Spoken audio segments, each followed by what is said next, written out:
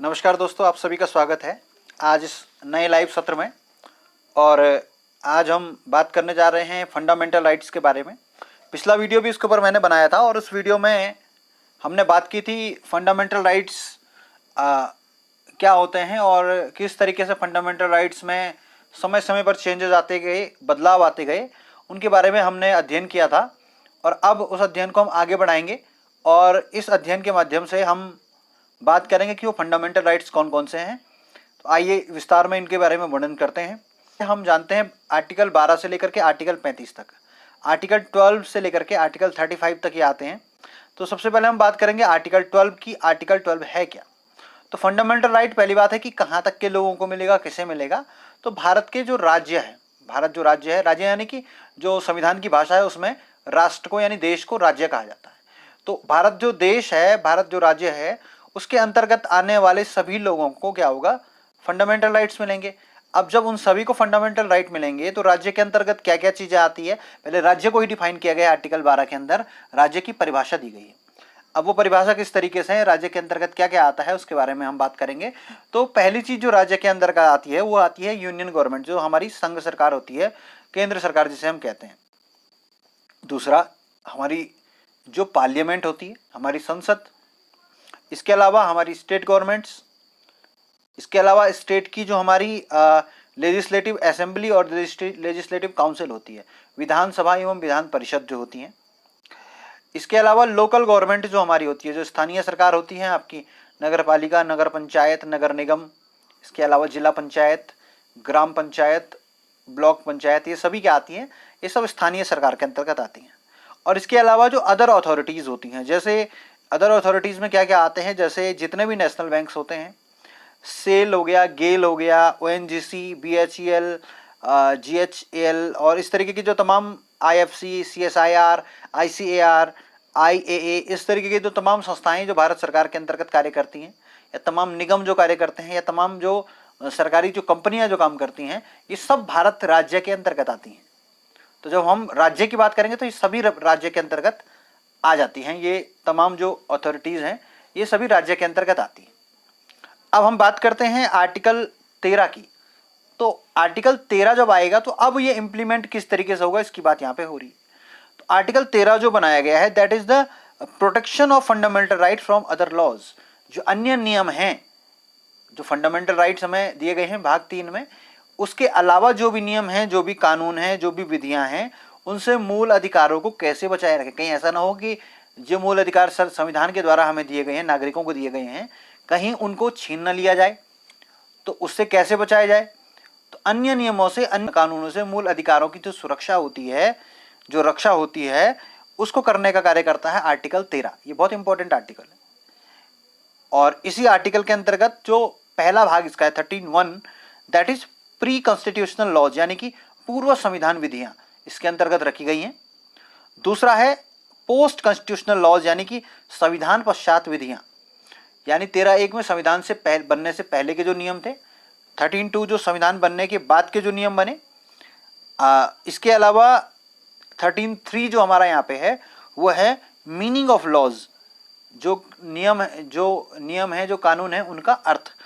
अब इसका अर्थ किस तरीके से, कानूनों के अंतर्गत क्या क्या आ जाएंगी, जैसे ऑर्डिनेंस आता है, यानी कि अध्यादेश आता है, लॉज आते हैं, रूल आते हैं। लॉ मतलब विधि हो गई, रूल मतलब नियम हो गया। इसके अलावा रेगुलेशन होता है जिसे हम विनियम कहते हैं। इसके अलावा सब लॉज होते हैं कुछ, जिसे हम उपविधि कहते हैं, ऑर्डर जिसे हम आदेश कहते हैं, नोटिफिकेशन जिसे हम अधिसूचना कहते हैं।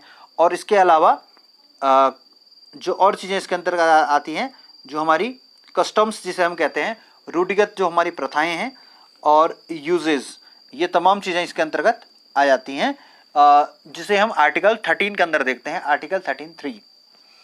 और इसके बाद आता है article 13(4), that is the article 13 की कोई बात आर्टिकल 368 पर लागू नहीं होगी, जो कि 44वें संविधान संशोधन 1971 के द्वारा यहाँ पे जोड़ा गया। और इसके बारे में हमने पहले भी बात की थी, कल भी बात की थी। जो पिछला वीडियो था उसमें हमने इसके बारे में पूरा विस्तार से वर्णन किया है, कैसे ये केस आया और कैसे करके ये नियम के रूप में यहाँ पे स्थापित हुआ है कि आर्टिकल 13 की कोई भी बात जो है आर्टिकल 368 यानी संविधान संशोधन पर लागू नहीं होगी। यानी संविधान संशोधन कुछ भी हो सकता है, उस पर आर्टिकल 13 लागू नहीं होगा, बशर्ते कि वो कानून जो है वो मूल ढांचे से छेड़छाड़ न करे। अब हम बात करते हैं आर्टिकल 14 की। आर्टिकल 14, 14वां जो आर्टिकल हमारा है हमारे संविधान के अंतर्गत, equality before law and equal protection of laws, इन दोनों की हम यहाँ पे बात करेंगे। तो जब हम यहाँ पे बात कर रहे हैं इक्वलिटी बिफोर लॉ, तो जिसे हम कहते हैं संविधान के समक्ष, कानून के समक्ष समानता, कानून के समक्ष समानता, ये नेगेटिव एस्पेक्ट में लिया जाता है। समानता का नकारात्मक पक्ष लिया जाता है कि कानून के समक्ष सभी लोग क्या हैं, समान हैं। ये ब्रिटेन से लिया गया। और दूसरी जो चीज इस आर्टिकल 14 के अंतर्गत आती है वो है इक्वल प्रोटेक्शन ऑफ लॉ, यानी विधि का समान संरक्षण। जो लॉ है, जो कानून है, उसको इक्वल रूप से क्या किया जाएगा, संरक्षित किया जाएगा, समान रूप से उसको प्रोटेक्शन दिया जाएगा। तो विधि का जो समान संरक्षण है, विधियों का समान संरक्षण है, इसे पॉजिटिव साइड कहा जाता है इक्वलिटी की, जो कि हमने यूएसए यानी कि अमेरिका से लिया हुआ है। अब देखिए इसमें कुछ एक्सेप्शन है, कुछ अपवाद हैं। अपवाद क्या है जरा उनकी हम बात कर देते हैं, जहाँ पे ये लागू नहीं होते, जिनमें हमें लगता है कि इन दोनों का पालन नहीं हो रहा है। जैसे फॉरेन डिप्लोमेट्स होते हैं एंड यूएनओ और उनकी एजेंसीज, तो उनके ऊपर ये लागू नहीं होता। इसके अलावा आर्टिकल 361 अनुच्छेद 361, उसके अंतर्गत प्रेसिडेंट एंड गवर्नर आते हैं। उनके ऊपर बहुत आसानी से आप केस दर्ज नहीं कर सकते, पुलिस उनको इतनी आसानी से किसी भी मामले में गिरफ्तार नहीं कर सकती, उसका एक पूरा अलग प्रोसीजर है, तो उनको थोड़ी सी छूट इसमें दी गई है। और इसके अलावा आर्टिकल 105, आर्टिकल 105 जो है, संसद के सदस्यों को स्पेशल प्रिविलेजेस दिए गए हैं, विशेषाधिकार मिले होते हैं। जो संसद के सदस्य होते हैं उनको कुछ विशेषाधिकार होते हैं। और आर्टिकल 194 भी इसके अंतर्गत आता है, जिसके अंतर्गत विधानमंडल के जो सदस्य होते हैं उन्हें भी कुछ प्रिविलेजेस यानी कि विशेषाधिकार मिले होते हैं, यानी कि संसद सत्र के दौरान उनकी गिरफ्तारी नहीं हो सकती, और उनकी गिरफ्तारी या इत्यादि जो कुछ भी होगा उसके ऊपर जो डिसीजन लेगा वो उनके हाउस का जो स्पीकर है उसके डिसीजन लेने के बाद ही उस पर कोई कार्रवाई हो सकती है। तो ये तमाम चीज़ें यहाँ पे आ जाती हैं। अब आता है आर्टिकल 15। आर्टिकल 15 क्या है, prohibition discrimination and matter of religion, caste, gender, birth place and race. तो जो प्रोहिबिशन है यहाँ पे प्रोहिबिट किया गया है डिस्क्रिमिनेशन को, किसी भी तरीके का जो भेदभाव है वो नहीं होना चाहिए। किस मामले पे, चाहे धर्म के आधार पर हो, चाहे जाति के आधार पर हो, चाहे लिंग के आधार पर हो, चाहे जन्म स्थान के आधार पर हो, और चाहे मूल वंश के आधार पर हो। ये 5 चीजें देखी जाती है, धर्म, जाति, लिंग, मूल स्थान और जो हमारा मूल वंश होता है। इन 5 के आधार पर किसी व्यक्ति के साथ भेदभाव नहीं होना चाहिए। इसका निषेध करता है आर्टिकल 15 का पहला पार्ट, आर्टिकल 15(1). इसके बाद आता है आर्टिकल 15(2). ये कहता है कि राज्य और प्राइवेट व्यक्ति, यानी जो राज्य है और चाहे कोई व्यक्ति हो व्यक्तिगत रूप से, वो भी किसी के साथ इस आधार पर भेदभाव नहीं कर सकता है। यानी कि राज्य हो चाहे कोई आम व्यक्ति हो, किसी दूसरे व्यक्ति के साथ इन 5 आधारों पर भेदभाव नहीं कर सकता है। आर्टिकल 15(2) के तहत देश के हर नागरिक को ये सुविधा या ये अधिकार प्रदान किया गया है। आर्टिकल 15(3) यहाँ पे आता है, जो कि अपवाद यहाँ पे माना जाता है इसका, क्योंकि जहाँ एक तरफ हम किसी के साथ भेदभाव न होने की बात करते हैं, वहीं दूसरी ओर यहाँ पे कुछ एक्सेप्शन आते हैं। और जो 15(3) है उसके अंतर्गत जो सरकार होती है उसके द्वारा वुमेन एंड चिल्ड्रन के विकास के लिए विशेष उपबंध बनाना। अब एक तरफ से तो हम सबको समानता की बात कर रहे हैं, लेकिन जो वुमेन है, जो महिलाएं हैं और जो बच्चे हैं, उनके लिए विशेष उपबंध बनाने का यहाँ पे आर्टिकल 15(3) रखा गया है। वो इसलिए रखा गया है कि जो महिलाएं और बच्चे हैं उनकी जो पिछड़ी हुई स्थिति है उनको देखते हुए उनको भी मुख्य धारा से जोड़ने के लिए ये आर्टिकल बनाया गया है। तो भले ही ये हमारे ऊपर का जो मेन प्रिंसिपल है इसका, इक्वलिटी और equality before law and equal protection of laws जो है, उसको एक तरीके से सिंपल तरीके से वैसे हमें फॉलो करता नहीं दिख रहा है, लेकिन कहीं ना कहीं उसी की प्राप्ति के लिए एक आर्टिकल इसमें जोड़ा गया है। इसके बाद जो है अगला, इसमें और क्या चीज़ आती है, जैसे डीपीएसपी है। डीपीएसपी में आर्टिकल 42 है, जिसमें मैटरनिटी की फैसिलिटी है। अब जो मैटरनिटी की फैसिलिटी है वो केवल महिलाओं को दी गई है। तो अब पुरुष कह सकता है कि भैया आपने महिलाओं के लिए छुट्टियों का प्रावधान किया गया है, पुरुषों के लिए तो किया नहीं है। लेकिन उनकी जो स्पेशल कंडीशन है उसको देखते हुए उनके लिए वो छुट्टी का प्रावधान किया गया है और तमाम जो सुविधाएं हैं उनकी बात वहाँ पे की गई है। इसके अलावा आर्टिकल 45 है जिसमें राइट टू एजुकेशन की बात आती है और जो वुमेन कमीशन 1992 की रिपोर्ट भी उसके अंतर्गत इस चीज़ के ऊपर इंगित करती है। इसके अलावा आर्टिकल 15 का 4 है, चौथा भाग है, ये फर्स्ट कॉन्स्टिट्यूशनल अमेंडमेंट 1951 से संबंधित है, जो सोशल एंड इकोनॉमिक क्लास, सामाजिक और आर्थिक जो वर्ग है उसमें पिछड़े वर्ग SC ST के विकास के लिए स्पेशल प्रोविजन यहाँ पे बनाए गए हैं फर्स्ट कॉन्स्टिट्यूशनल अमेंडमेंट 1951 के द्वारा। 15वें का चौथा भाग और 15वें का जो 5वां भाग है, आर्टिकल 15 का 5वां भाग जो है वो बात करता है यहाँ पर सरकारी एवं निजी कॉलेजों में SC ST के लिए आरक्षण की यहाँ पे बात होती है। तो सरकारी और निजी कॉलेजों में जो SC STs हैं उस वर्ग के लिए यहाँ पे आरक्षण होगा और ये भी एक्सेप्शन में आता है ताकि जो पिछड़े जो लोग हैं, पिछड़े वर्ग से जो लोग आते हैं उनको भी समाज की मुख्य धारा में आने का अवसर मिल सके। और अब आते हैं आर्टिकल 16 की बात करते हैं, अनुच्छेद 16 की बात करते हैं। 16वें का जो पहला भाग है that is equality and opportunity for public employment, लोक नियोजनों के लिए अवसर की समानता। यानी कि जो लोक नियोजन यानी कि जो सरकारी जो गवर्नमेंट सेक्टर का जो एम्प्लॉयमेंट होगा उसमें हर व्यक्ति को, हर वर्ग को क्या मिले, प्रतिनिधित्व मिले, उसको अवसर मिले, यानी कि किसी के साथ अवसरों का भेदभाव ना हो। तो एक ये आर्टिकल 16(1) यहाँ पे आता है।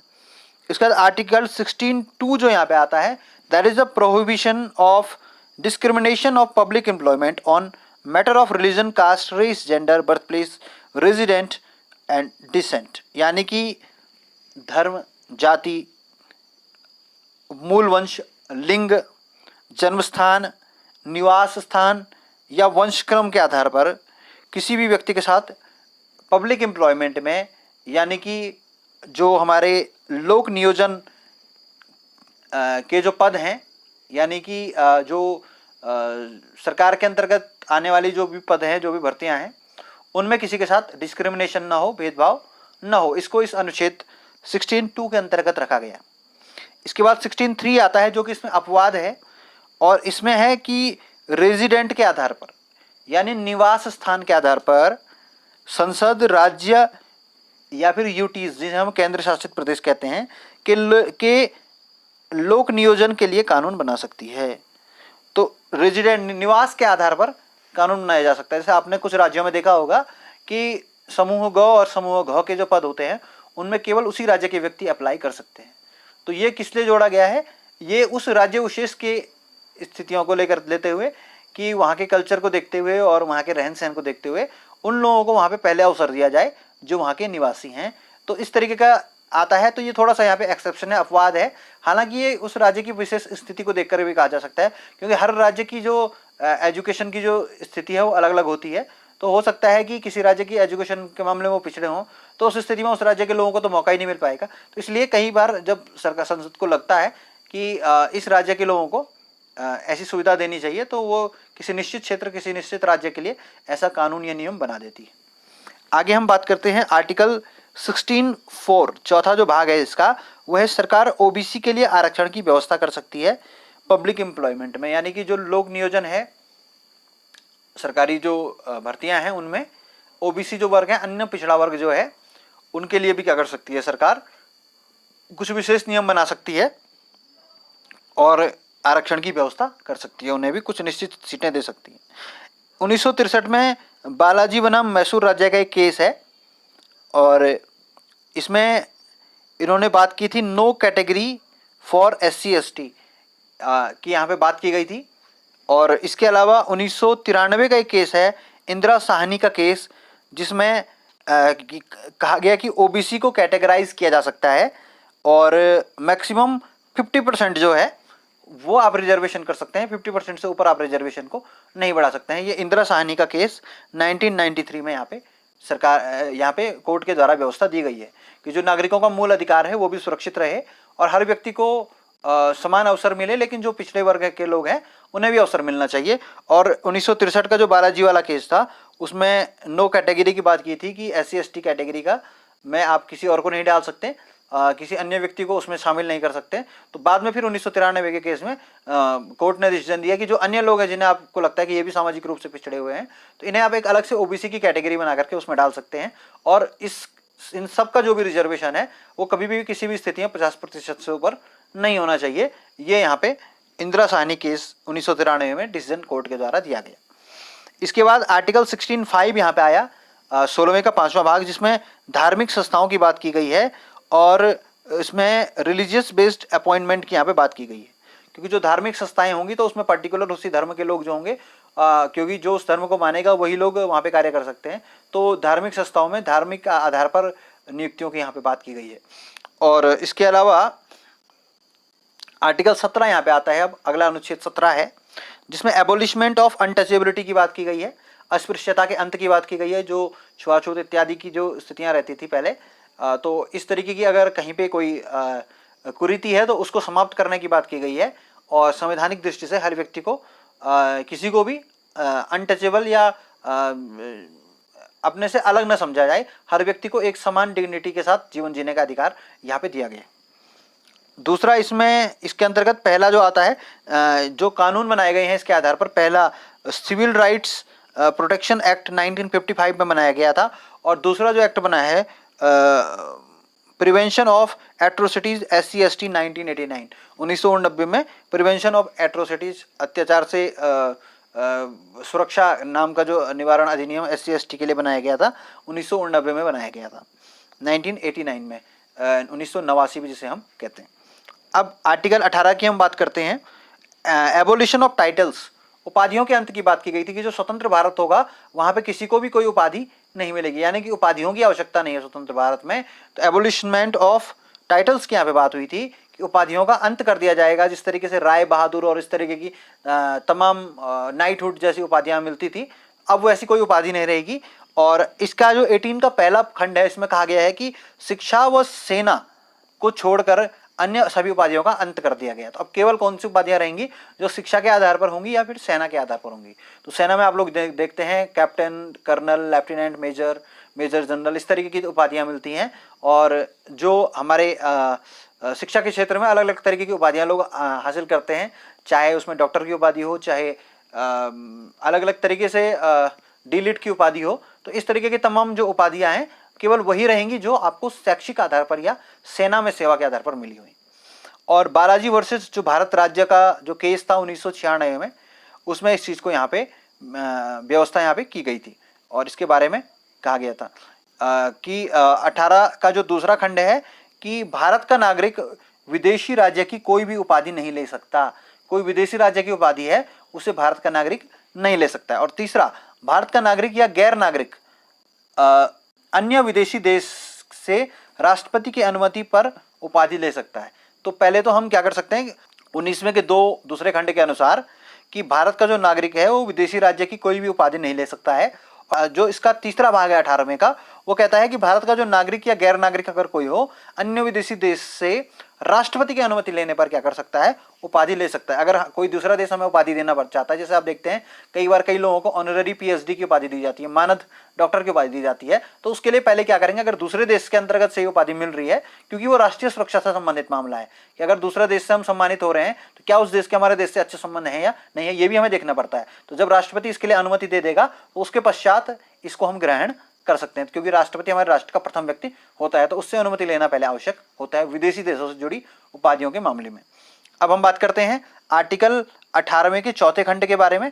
और उसमें लिखा है कि भारतीय या विदेशी नागरिक लाभ के पद पर है तो वह कोई भेंट या उपलब्धि राष्ट्रपति की अनुमति के बिना नहीं ले सकता। अगर कोई भारत का व्यक्ति है या विदेशी नागरिक है और अगर वो भारत में किसी लाभ के पद पर है तो वो क्या कर सकता है, कोई भी भेंट या कोई भी अचीवमेंट अगर दी जा रही है, कोई भी उपाधि, कोई पुरस्कार दिया जा रहा है या कोई गिफ्ट दिया जा रहा है, तो उसको बिना राष्ट्रपति की अनुमति के नहीं ले सकता है। तो उसको राष्ट्रपति कार्यालय से को पहले सूचित करना पड़ेगा और वहां से इसकी परमिशन लेनी पड़ेगी कि मुझे ये लोग ये पुरस्कार देना चाहते हैं। तो जब राष्ट्रपति के वहाँ से राष्ट्रपति कार्यालय से जब अप्रूवल मिल जाता है तो उसके पश्चात ही वो उसको ग्रहण कर सकता है।